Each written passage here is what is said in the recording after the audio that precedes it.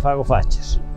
É algo que todos os anos nos axuda a ser diferentes.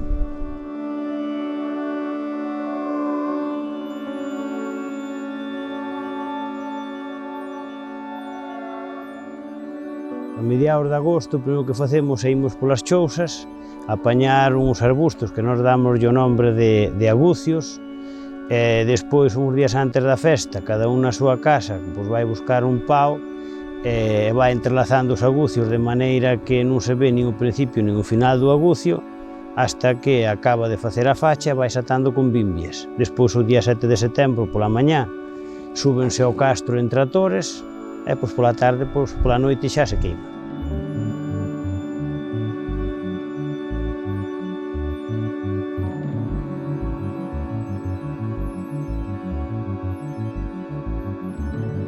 As fachas faise porque é unha tradición que sempre se fixo aquí. Eu empecei un pouco tardía, que empecé a facer con 15 ou 16 anos.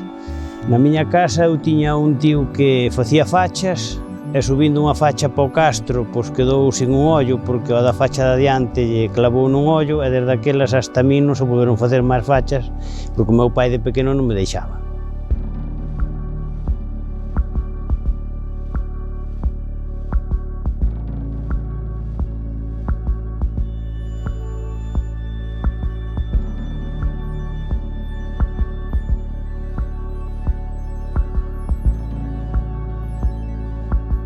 Hai 30 e pico anos só había 2 fachas no campo da festa, despois pouco a pouco foronse facendo máis fachas e máis adiante empezáronse outra vez a subir para o castro que era onde estaban antes. O primeiro ano só se fixo a mitad do perímetro do castro, despois cada ano fora máis, chegou a haber 48 fachas no castro.